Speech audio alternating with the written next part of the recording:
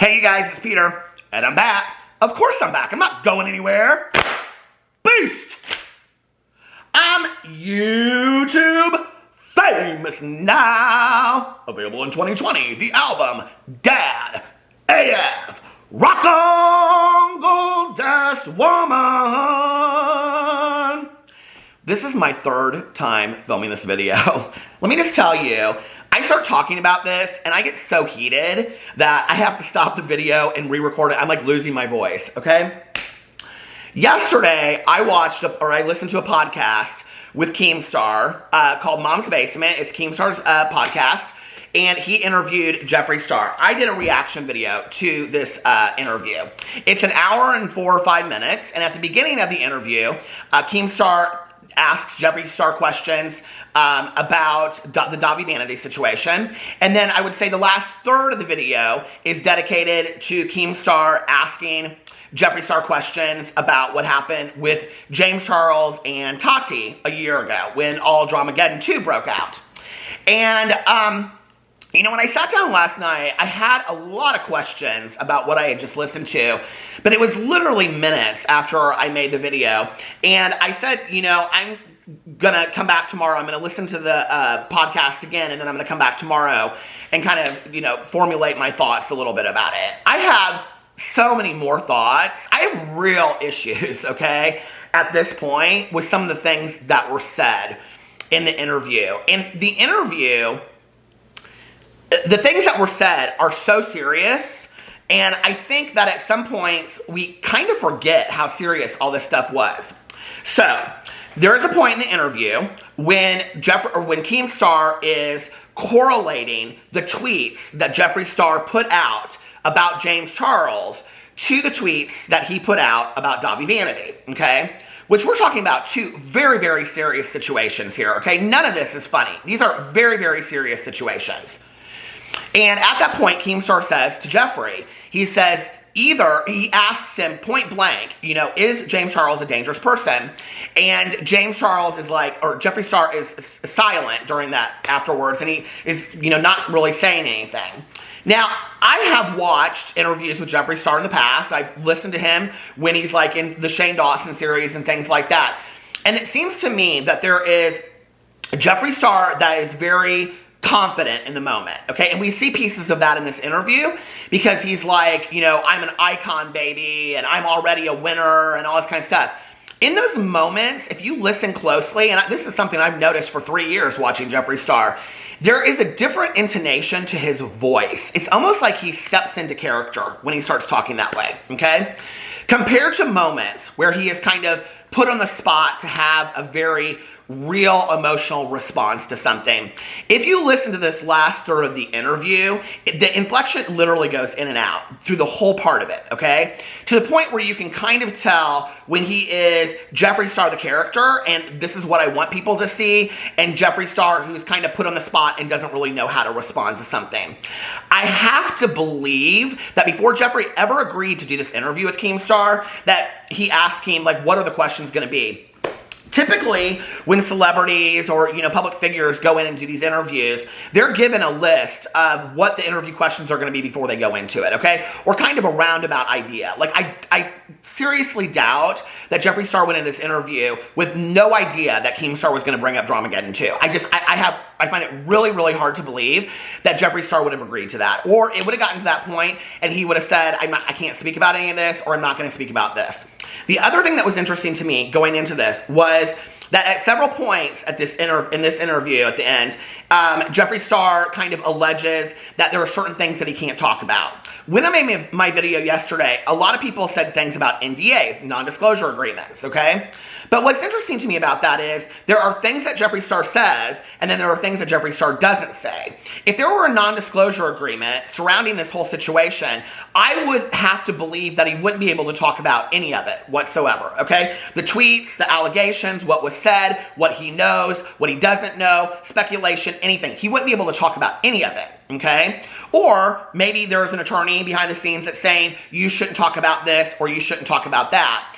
If that were the case, okay, I would have to think that an attorney would probably suggest to Jeffree Star, it's probably in your best interest to never bring this information up again. If you don't want to be involved in it, okay, don't ever bring it up again. But he does. And the question is, why does he bring it up in this situation? And a lot of people have been questioning, why is Jeffree Star inserting himself into this drama yet again? Keemstar asked the question. Jeffree Star didn't have to answer the question. He didn't have to say anything.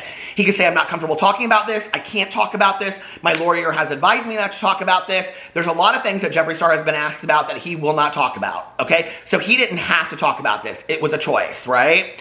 So then it makes me wonder, why is he talking about this at this time? Is it possibly that he's trying to deflect off of everybody asking him about the Davi Vanity situation? Is it possibly that he is trying to, I don't know, whip up some drama about James Charles again because he is in competition with James Charles? Which comes up in the conversation, and he says James Charles is not his competition, that he never looks at the numbers, or that he doesn't care about the numbers because he's a winner, baby. All right, he says all that, okay? Right. So this is where the inconsistencies start. And this is what my issue is.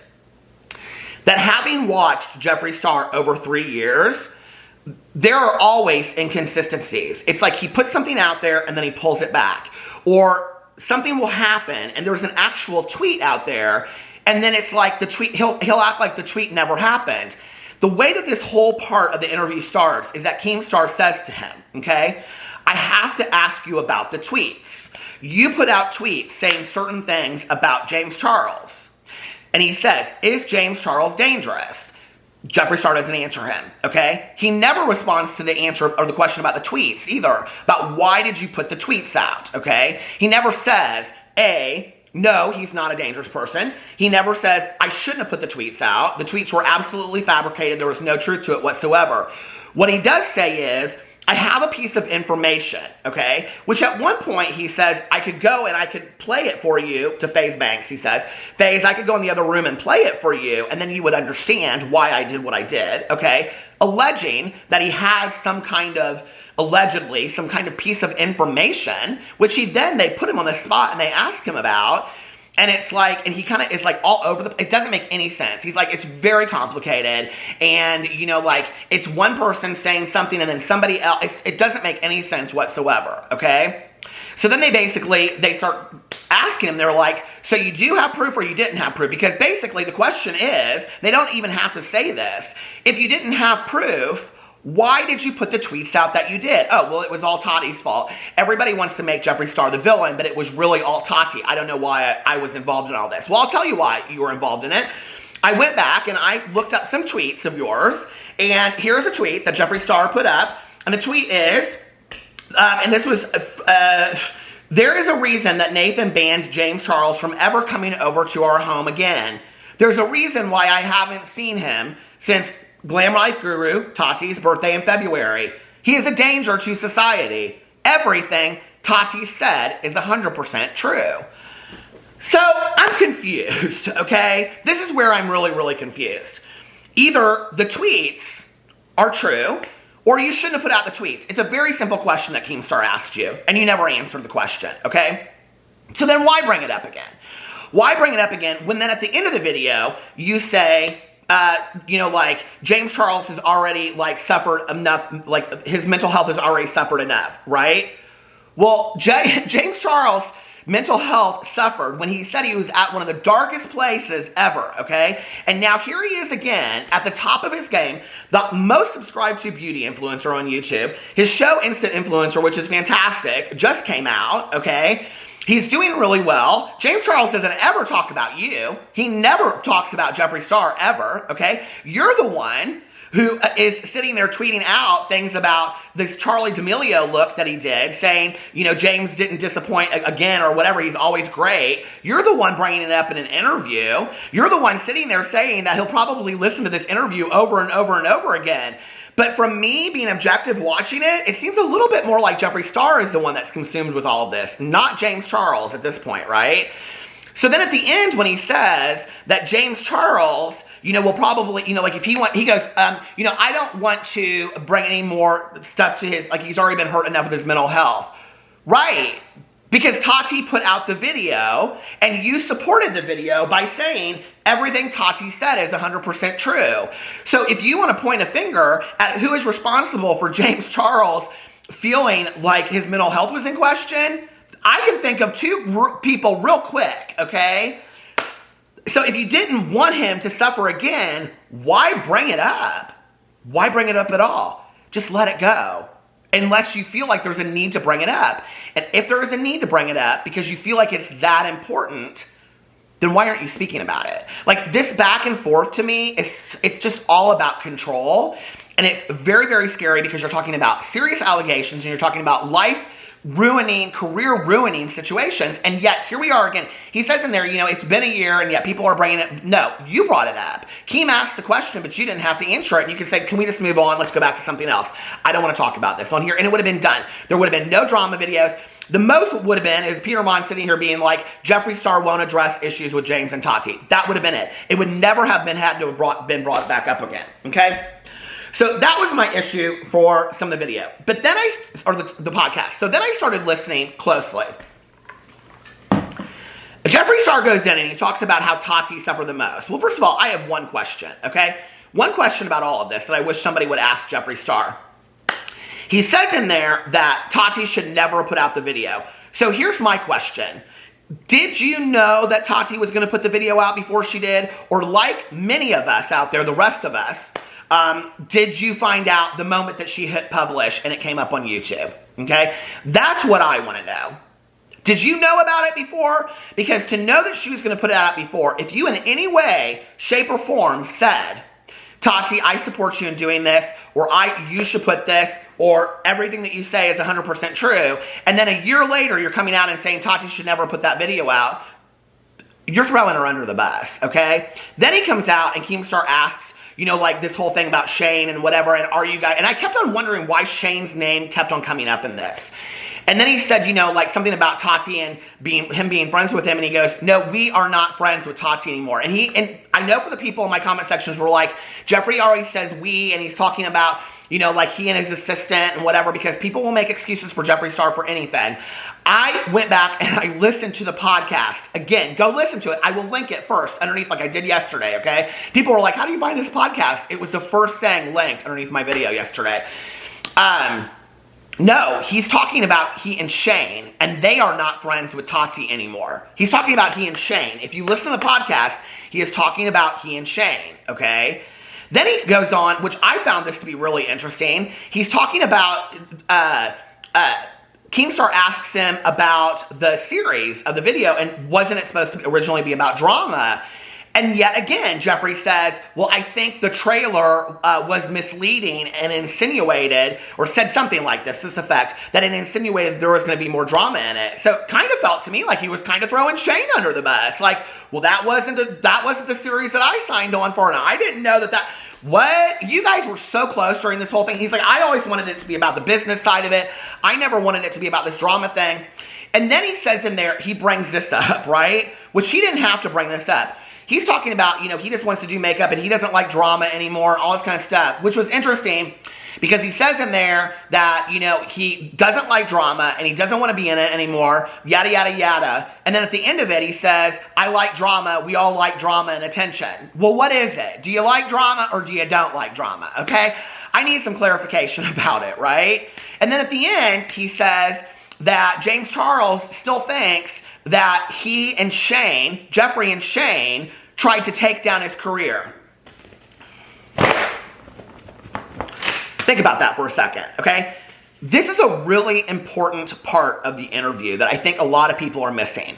He said, James Charles believes that Shane Dawson and Jeffree Star were out to take down his career. This everything I've said in this video, I'm just paraphrasing, right?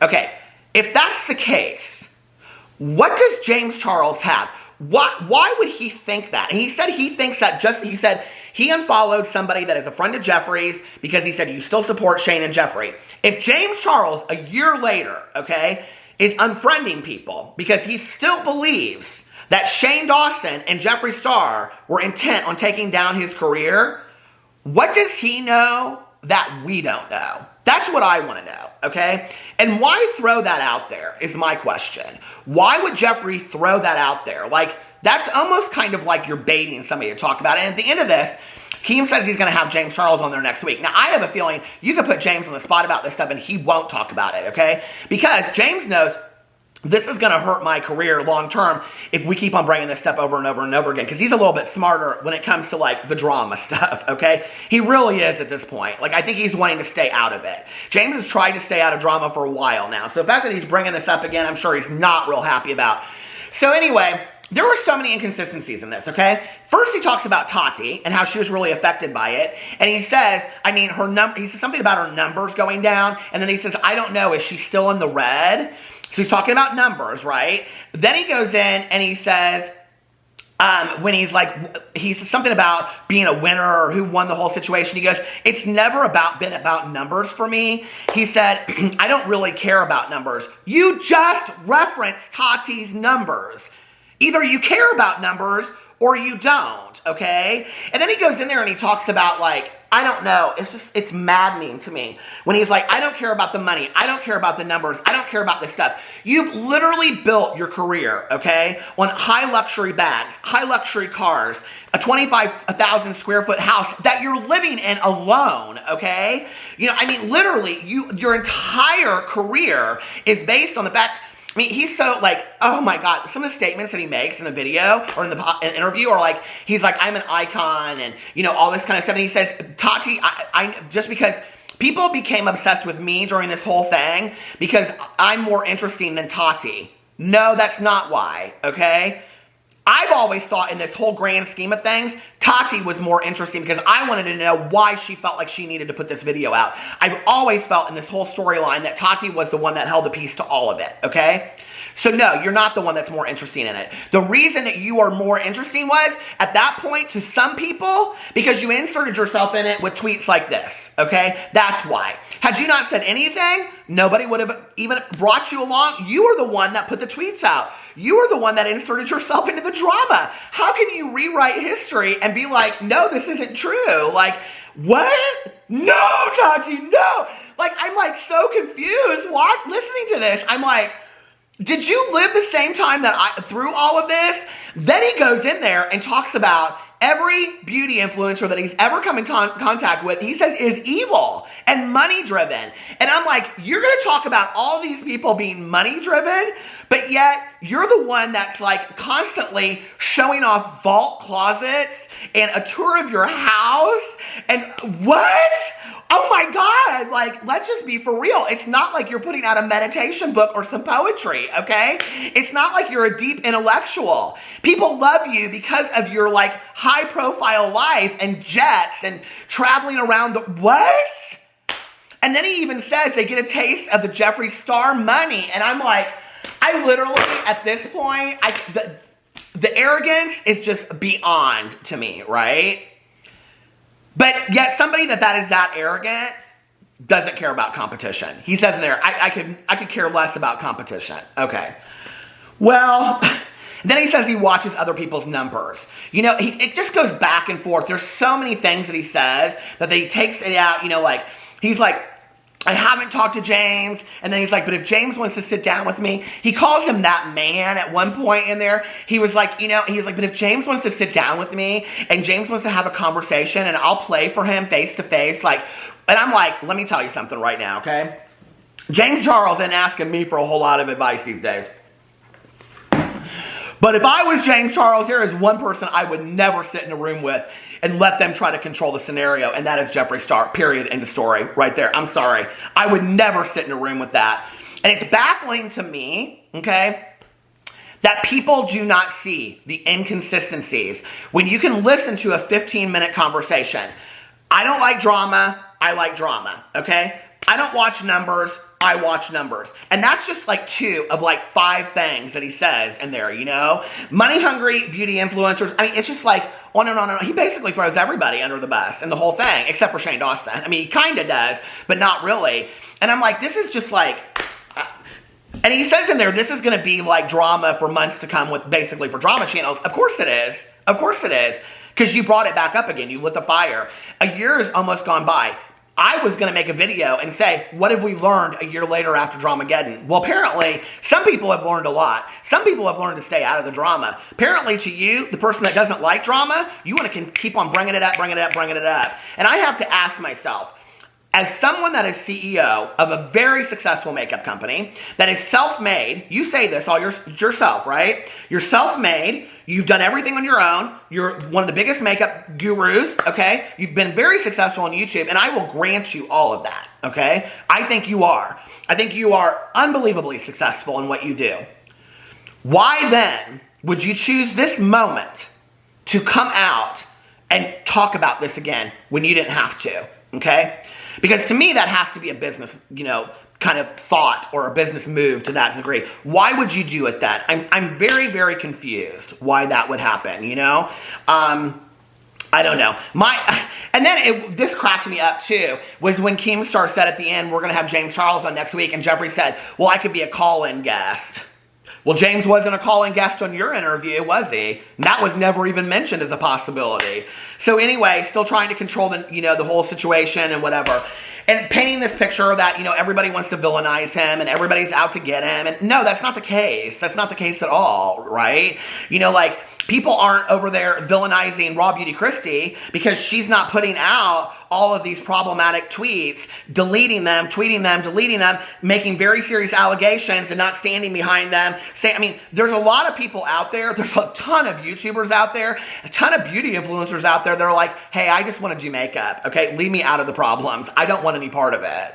So anyway, I'm baffled by this, but I can tell you, I believe this is just the beginning of more to come out. And I do believe a lot more is going to come out. I think a lot more is we're going to find out, I think in the next few months, exactly what happened in Dramageddon. It's going to come out, okay? Because you're talking about people that have huge egos. They cannot just sit behind the scenes and whatever. I don't think it will come from Tati. I think she'll stay silent. But I do think James will hint at some things. I do. He's not going to just sit there and let all this go out there and not say anything. But I tell you, this time, he will be smarter about how he deals with it. He will deal with it in a completely different way. And it will come out a little bit by a little bit. And it's going to be real interesting to see what comes out. You're talking about people's lives. You're talking about people's reputations. And you're talking about people's careers. This is big stuff. You don't just laugh about it, in an interview and allege that ooh, I have this secret and we're in, 6th grade. Let me pass you a note. It's not that, okay? We're talking about very, very serious things.